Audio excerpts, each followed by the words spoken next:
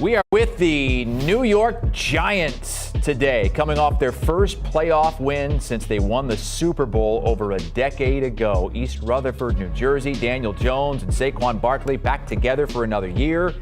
And they've added some help as well, most notably Darren Waller at the tight end position. Let's go live to Giants camp, where the birthday girl, Josina Anderson, is standing by. Happy birthday, Josina. Thank you. I appreciate that. You know, I forgot to get Daniel Jones to sing happy birthday for me, so unfortunately that's not going to be a part of our sit down, but it's okay. I will get him to make it up to me. You spoke with Daniel Jones, Darren Waller. What are your impressions so far of that new combination? Well, it's very interesting. It's obviously a very exciting opportunity for them to build a connection, especially when you're thinking of Giants teams in the past and all of the firepower that they've been traditionally accustomed to when it's been the OBJs and the Victor Cruz, even going back to the Plaxico Burresses. And obviously Daniel Jones has had to, become accustomed to a lot of different names at that position, some that are not as known to the national public and fans around the a league and country there. But having Darren Waller obviously presents a huge opportunity for him to stretch the defense, do different combinations in Brian Daboll's system. We talked about the opportunity for him to do that, and really, especially with Darren Waller just being healthy for the first time in a long time coming into this season. He played just 20 regular season games over the last 2 years, dealing with a combination of hamstring, ankle injuries, knee injuries. So he's obviously looking forward to that. And then I just also asked him about the opportunity just to be consistent and steady, dealing with different coaches. Remember, just coming from the Raiders, a team that he was with before, he had Rich Bisaccia, he had Gruden, Josh McDaniels, and now he has Brian Daboll. So he's just talking about the ability to just settle down and being married and learning his role as a leader in that, and that, kind of bleeding into the ability to develop his voice here. So I think that they obviously know that Darren Waller has a lot of skills that they can use, and quite frankly, they are going to need it because this is a wide receiver group that's still trying to find its footing. Yeah, last year they went in thinking they had a plan at the wide receiver position, and it just blew up in their faces. It was a total mess. What's the situation like this season with some of those guys that they're going to be counting on now having a year under their belt?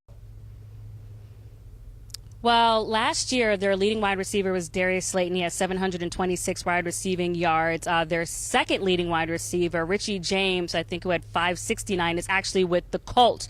So they did draft a rookie in JALIN, who's still trying to, work his way around the team, still trying to figure it out. I think he had one reception for -4 yards against the Lions, but he's still a lock to make the team because of his draft position as a third rounder. But just remember, too, that Saquon Barkley was actually the team's fourth leading wide receiver. So that just kind of lets you know how they're still trying to kind of figure it out.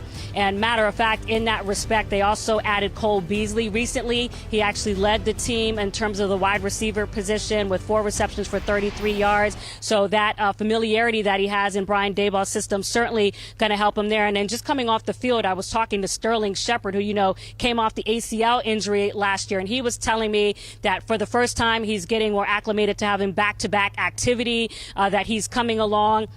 And he does think that his confidence will help him as far as making this roster when they get time for cuts and things like that. He's like, me, I'm going to show it. I'm still going to do it. So he's not worried. And I do think that when he kind of comes back into his own, that he could really step into the leading wide receiver names, because that's what we know from Sterling Shepard. He should be amongst that group. So once he gets over his skis and find his legs again, I think that we'll see more from him than maybe people are thinking about right now, just because he's been out trying to recover from that ACL. And when they go up against each other in practice, that they're going up against an interesting group at the cornerback position. They used their first-round pick on a cornerback, Deonte Banks. He's not the only rookie cornerback in line to start, though. How do they feel about that young position?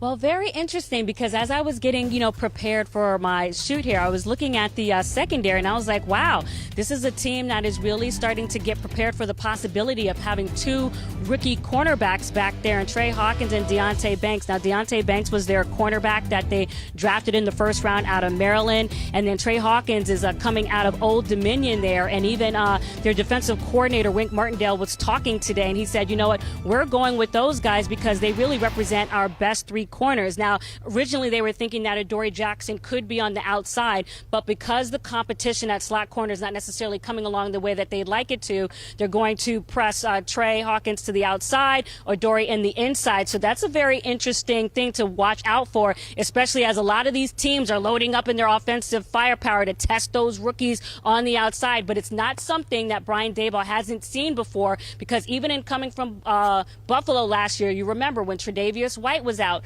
Christian Benford was their starter as a sixth-rounder as corner, and they also had Kyer Elam as well as a first-rounder, and they were still able to hold their top ranking as a defensive unit even with some of those younger guys. So Brian Daboll had seen it before, not with his unit, obviously with Leslie Frazier at the time, but that is something to look forward to and just to keep an eye on during the development of the regular season. Played in Detroit to open up the preseason over the weekend. They are hosting the Panthers on Friday, are the New York Giants. That's where Josina Anderson is today as she begins a busy birthday week of training camp tours. She's going to be with the Commanders tomorrow and then the Ravens on Thursday. Our Jonathan Jones will be with the Colts on Thursday as well.